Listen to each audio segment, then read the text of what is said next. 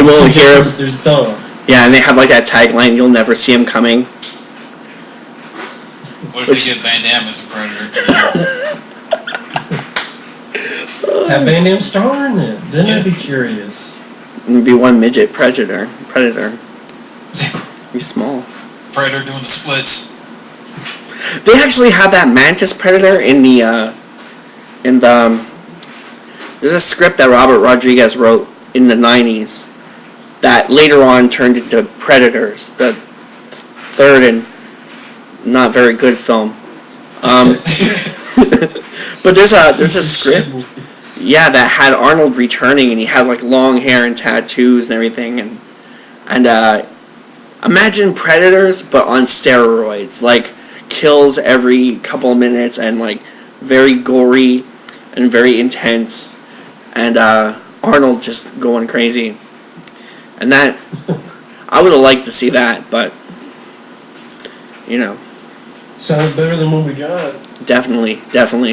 And yeah, they had like the Mantis one. They had like a Coliseum where they would all fight and stuff near the end. It was pretty cool. Damn. But moving on to Raiders of the Lost Ark, Tom Selleck was a second choice for Indiana Jones, but he was caught up at the time with Magnum P.I., and which would have been weird. I mean, I like Tom Selleck a lot, but you know, I don't know if he could carry Indiana Jones like Harrison Ford did. Well, yeah, I mean, we've just seen Harrison Ford 4 times as the guy, so it's hard to picture anyone else. Mm-hmm. Like, that's my favorite character Harrison Ford's done, but I think Tom Selleck could have done it, because I really like him. Mm-hmm. But, you know, the way things were, I'm fine with.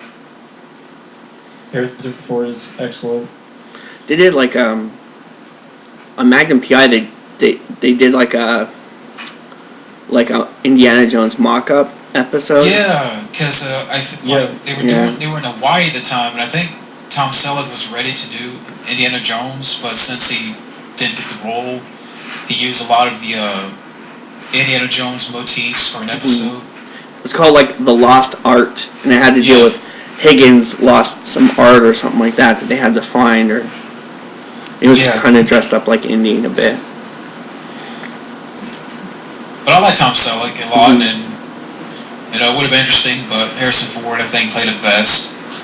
But talking about Mortal Kombat, Brandon Lee was originally cast as Johnny Cage, but died before production began. Oh, man. Which he would have been perfect. You think about the losses, you know. Yeah. What were we going to say? I think Van Damme was approached first, and he said no. Mm-hmm. And then, Brandon Lee, and Brandon Lee would have been perfect. Would have been perfect. Yeah, but Van Damme had turned down Johnny Cage to do Street Fighter. Smart move. Yeah. Damn. Whoa. But Cameron Diaz was originally set to play Sonya Blade, but she broke her wrist during filming. From porn to Sonya Blade. Yeah, I think she would have been alright. Yeah. Robin Shute turned down an audition because he thought he was going to play the villain, because he didn't want to be stereotyped as the Asian villain, but I guess when he was told he was playing the main character, he accepted. And I didn't know this, but the first choice for Raiden was Sean Connery. Wow. Interesting. Can you imagine Sean Connery's Raiden? I probably would have had a good laugh. I think Christophe Lambert deserves a good comeback now, too. That's another guy you don't see anymore. No. He was so great. Not like, Ghost Rider 2. No, but like No Escape, the Fortress. Fortress. Yeah, and like Highlander and that. He was pretty good. He was Because the last thing I saw him in was Ghost Rider 2, and I just thought that was shitty. I think he's from here, isn't he? Is he from Quebec? Let me look this up. I think he's from Montreal. Sure. I want to say like. Let me look this up. But the original choice for Liu Kang was Ernie Reyes Jr. Oh, okay. That makes sense because he had done Ninja Turtles 2 and Served Ninjas with New Line Cinema, so that would have been the next thing with New Line Cinema. That would have been interesting. I would like to have seen that. And you won't believe who was the first choice for Shang Tsung. Al Young. Oh, wow. That's pretty cool. So he would have played the main villain instead of a supporting villain. Huh. Tell these white boys to kiss my ass. I did actor in peace. Oh, no, he was born in New York. I might be thinking of I think the one from here was Elias Koteas. Elias Koteas. He was okay. He's from a school around here. I know that for sure because I heard people talking about the honor roll and stuff like that. There's some random ones. Like Danny DeVito was considered Uncle Buck. Wow. Interesting. Have you guys seen that new Uncle Buck?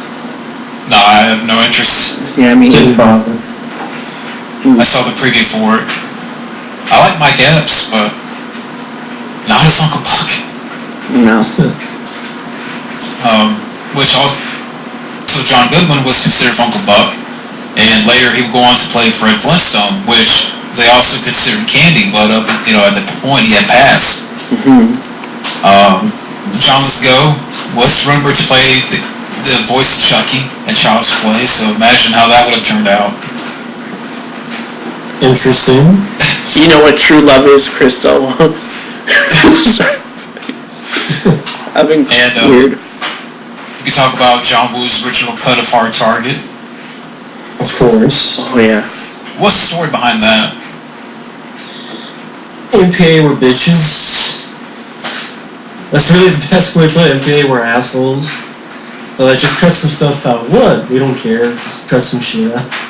Yeah, they cut a lot of really cool gun fu and like a lot of crazy stuff. I got like the A and B cuts. The B one's like the longest one. That one is insane. It's a little bit hard to watch there, but it's great. Well, I think some of the stories that like Van Damme and the editor locked themselves in a room and they worked close together to rate the cut. Wow. It's not really a big difference either. Yeah, go ahead. Sorry, no. I was just saying it wasn't even really a big difference when you think about it. They could have got away with it. I mean, the only really pertinent difference is the action, which that was because the MPA can't have too many bullet hits. Gotta cut those down. Which was stupid, but that's the MPAA. Yeah. That's why I made my own cuts. I can watch it right here. Say, fuck MPA, I can make my own edit, put it on DVDR, and now I'll watch that. Sweet. Instead of Hard Target 2, just make that fucking version on Blu-ray. That Hard Target 2. Fucking bullshit. But speaking of Hard Target, originally they sought out for Kurt Russell to be in Hard Target. But they didn't wait. The studios didn't want to wait 2 years to film with him because he may have been busy with Backdraft or something. And that's when John Woo met Van Damme on the set of Double Impact. And the studios wanted to be in the Van Damme business. I mean, I love Hard Target is one of my all-time favorites, so I'm fine with what we got. But it would have been nice to see Kurt Russell in another John Woo film. See what Kurt Russell's take on it. I don't know, I mean, I love Kurt Russell. I don't know if he would be the two-gun shooting, slow-mo type of guy. I don't know. Well, I mean, hell, if they did it for Nick Cage, I could buy Kurt Russell more than Nick Cage, so I'll take that back. I could buy Kurt Russell more than Nick Cage in Face Off, so yeah, I'll take that back. And he wears the mullet better. No, the mullet. Definitely wrong. For big full China, yeah. That would be cool, though. It would have been interesting. What are your thoughts, Matt? Give it, Matt. Yeah, like I would love to see like Kurt Russell in a John Woo film or a Verhoeven film. Definitely, Kurt. I don't know. I find like that new Quentin Tarantino movie he's in. he's just relentless. Like, he's like a good guy, you know, and he's a little naive. He's all about, like, the American way and everything. But what's that new film he did that I know people are talking about? Was it Bone Tomahawk or something like that? That's phenomenal. Bone Tomahawk. Or it's like about cannibals? Yeah, troglodytes. Okay. Cave dwellers. And he gets fucked up in that one, man. They mess him up. Well, He's got the same mustache, too, from, for real. I think so. I'm pretty sure he's got the same. Well, you know, we're on the subject of Kurt Russell. For Big Trouble in Little China, they wanted Jackie Chan for Kurt Russell's buddy in the film. And Really? Carpenter wanted Chan after watching Police Story, but the producers were against it, fearing that his English at the time wasn't good enough. Imagine what that would have been, Kurt Russell and Jackie Chan. That would have added so much character, though, if his English wasn't good enough, you know? It would have added a lot more, like, he could have practiced, like, it would have added a lot more charisma, I think. It would have added an honesty to the character, and I think, like, a modesty at the same time. I've never heard that before. That's really interesting.